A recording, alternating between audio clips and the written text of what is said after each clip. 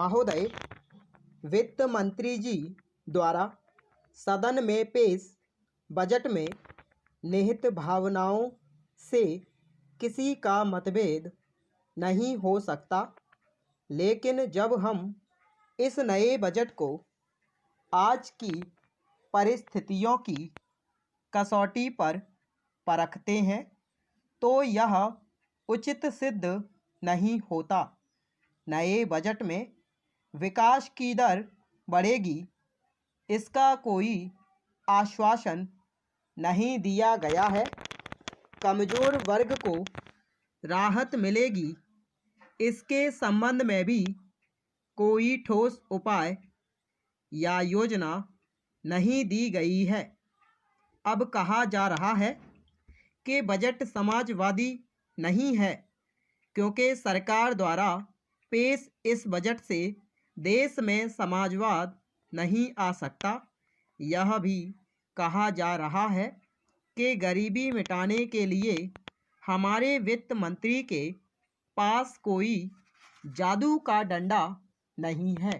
मेरे विचार से यह बजट विकास विरोधी बजट है। यह बजट विषमता कम नहीं करता और न यह बजट विकास की दर बढ़ाने के लिए जिन साधनों को जुटाया जा सकता है उन साधनों को जुटाने का साहसपूर्ण प्रयत्न ही करता है।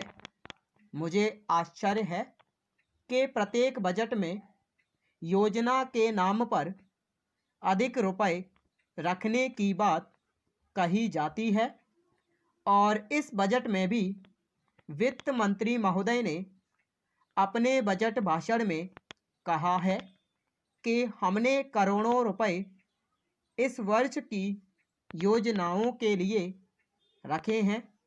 जब वित्त मंत्री जी ने यह बात कही तो अनेक माननीय सदस्यों ने बधाई दी। मैं जानना चाहता हूं कि क्या योजना की कसौटी सफलता या लक्ष्यों की प्राप्ति केवल उसके लिए रुपया रखने तक ही सीमित है।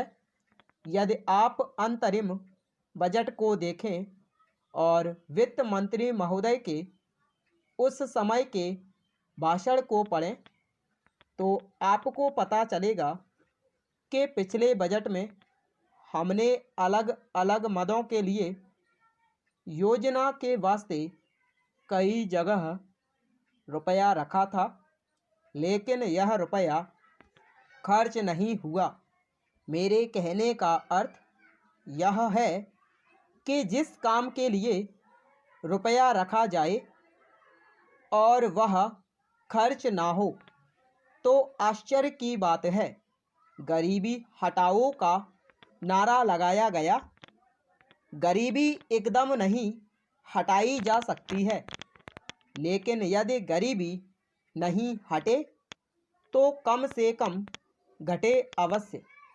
आज सरकार द्वारा बजट में जो कर लगाए गए हैं, क्या वे आम आदमी पर पहले से ही पड़े हुए बोझ को और बढ़ाने वाले नहीं हैं?